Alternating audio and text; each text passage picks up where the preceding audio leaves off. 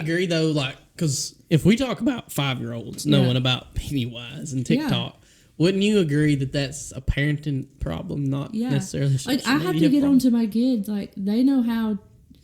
Like I have, because we use Kindles right now because I teach in like a county school, so we haven't rolled out one-on-one with like our Chrome tabs and all that stuff. We just still use Kindles, and so like I preloaded all the apps on there, like, but they can still find their way, and I have the internet just like in a folder off to the side, like out of the main view, and they can still get to it and like log themselves onto YouTube and be watching all kinds of stuff. And I'm like, no, YouTube is not allowed at school because y'all are over here watching all this kinds of crazy stuff.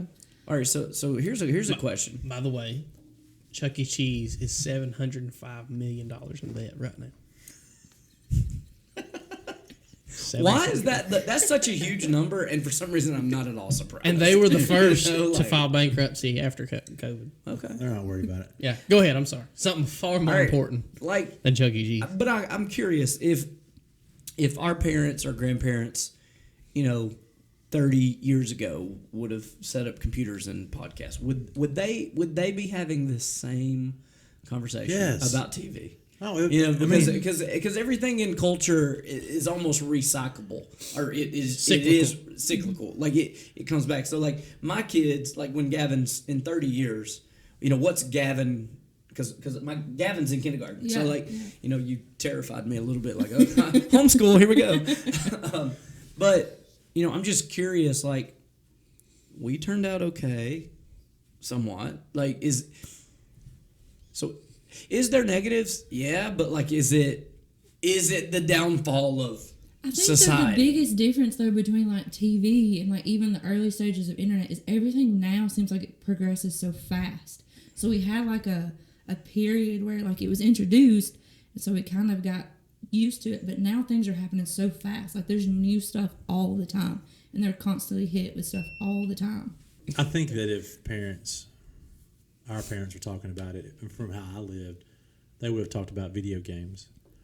And if you remember growing up, there was this whole deal about how video games are going to be like... Especially after Columbine.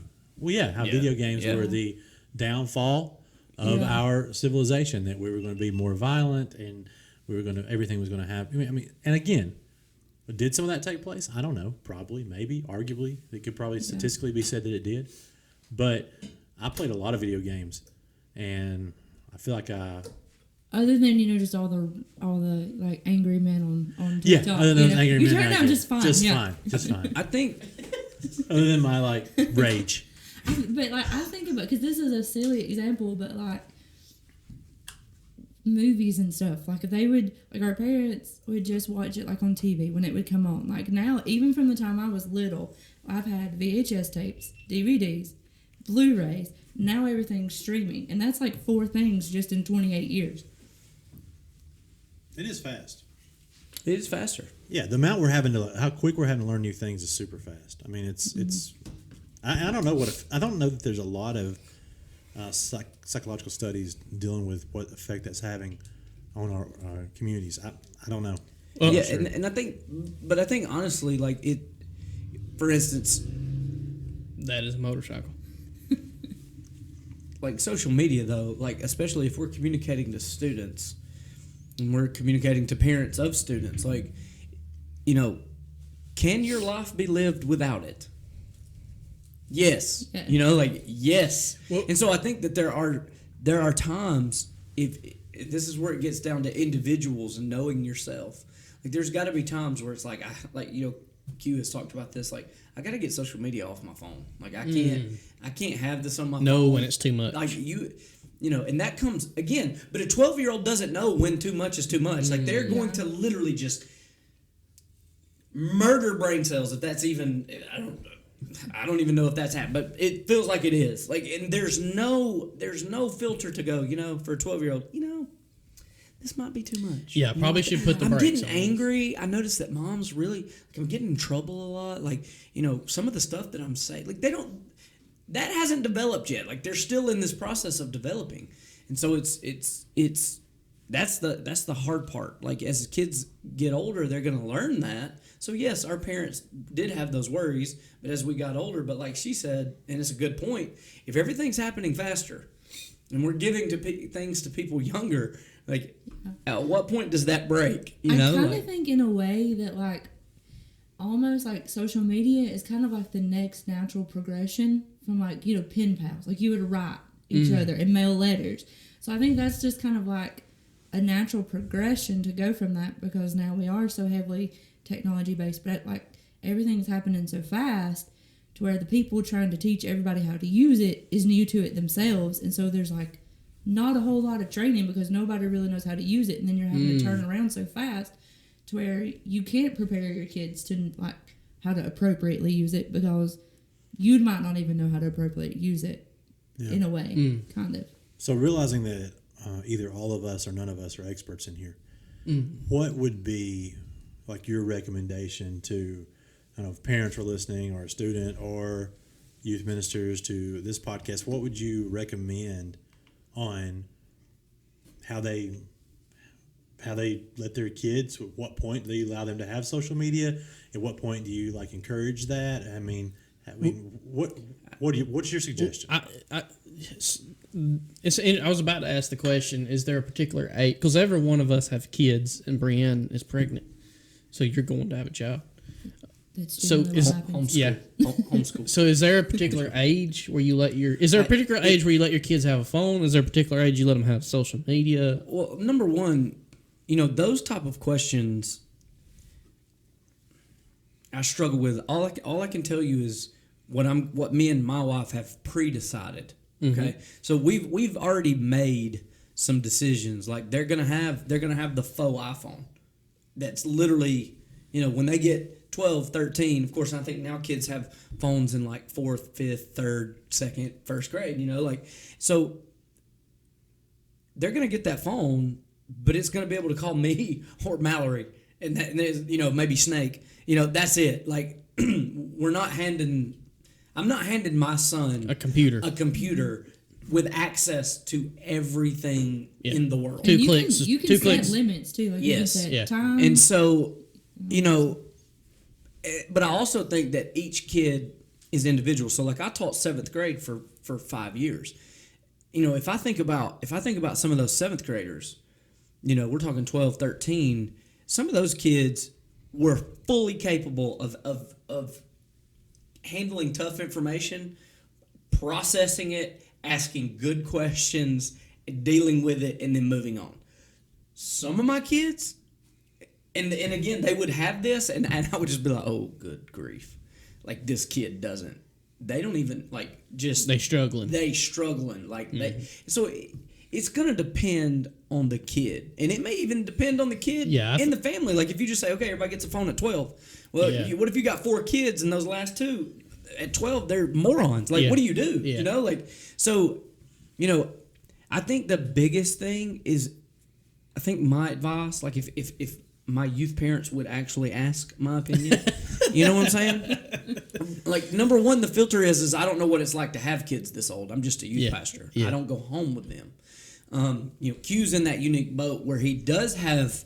Yeah, what about a dad of older girls? Yeah, I mean, I don't know. I just kind of assessed the situation. What we ended up doing was you can get an iPod at 10 years old, and we controlled that pretty strictly, you know, but you can that way have like Kids Messenger on it, you know, YouTube Kid, those type things. Once you go into 7th grade, you can then have a phone, but you can have no social media on that phone.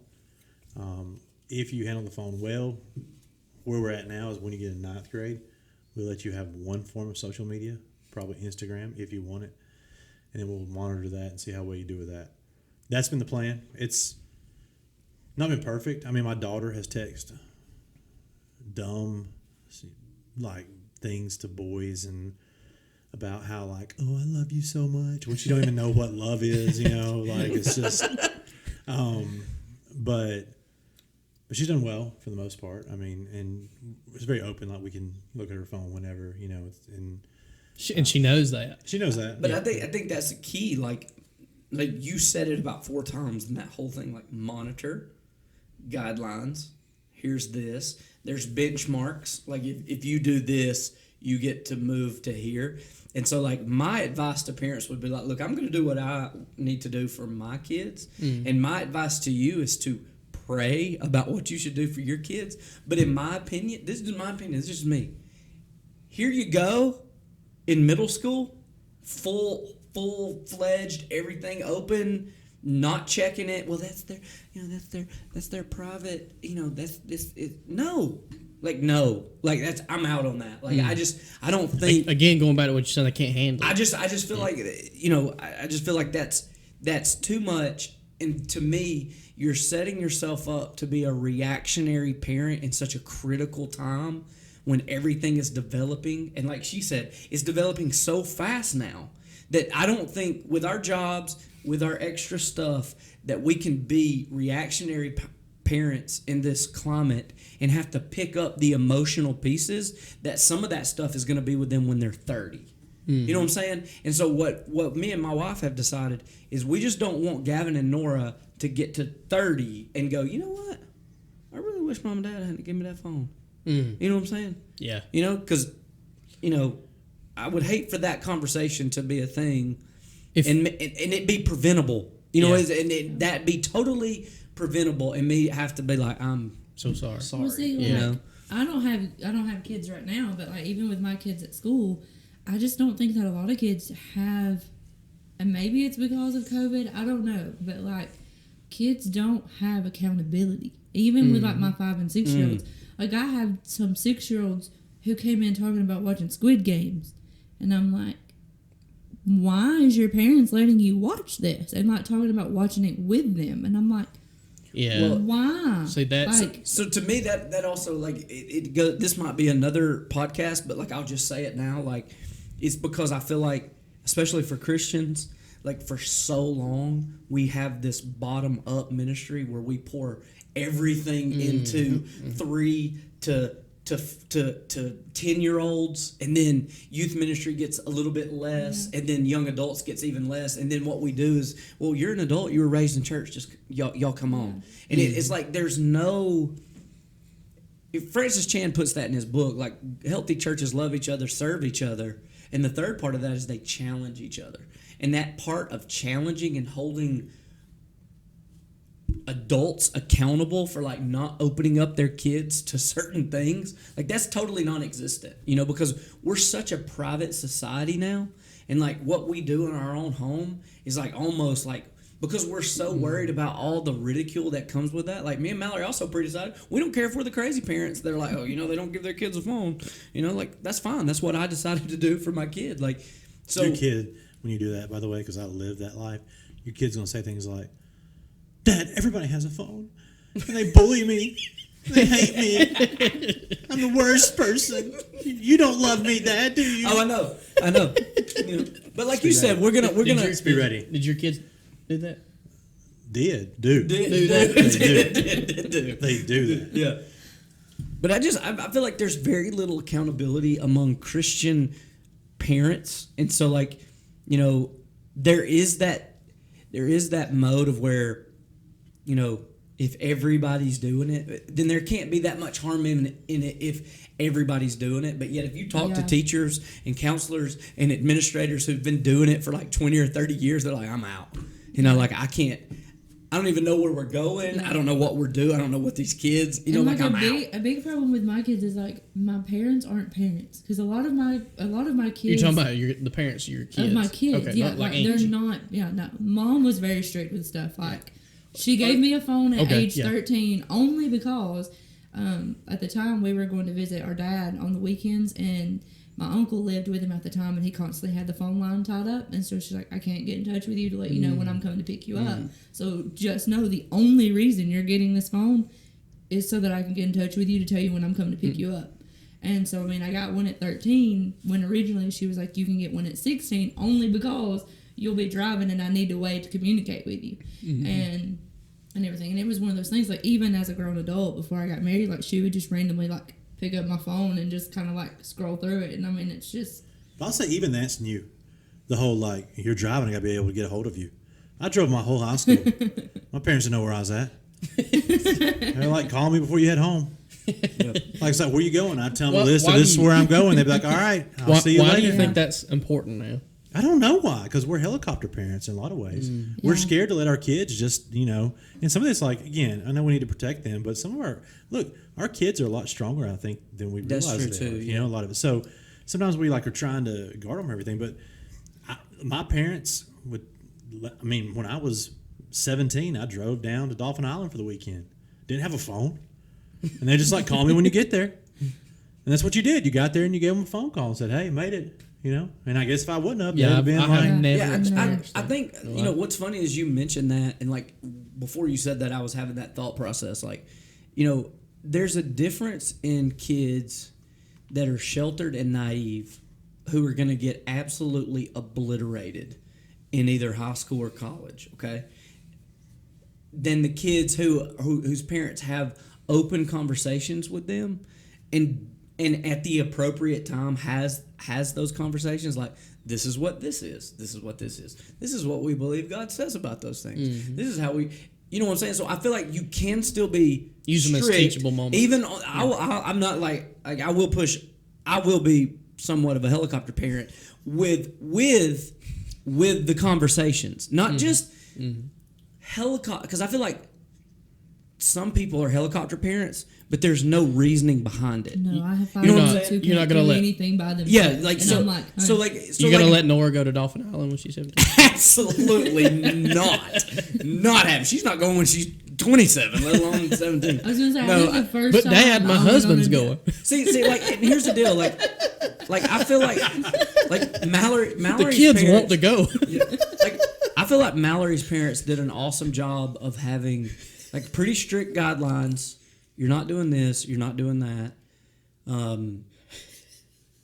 Really kind of had some strict dating rules, and then I came along and some of those. But it was because there was trust involved. Like, they trusted me, they trusted her, and so like, but Mallory's parents did an awesome job of like having those conversations. Like when stuff would come up, like if Mallory heard something at school, like, hey, what is this? Because when she got to middle school, obviously some of those conversations come up. What's she hear there? But, like, hey, and they would just explain, this is what this is. This is what the world thinks about that. But as Christians, this is how we view that, so.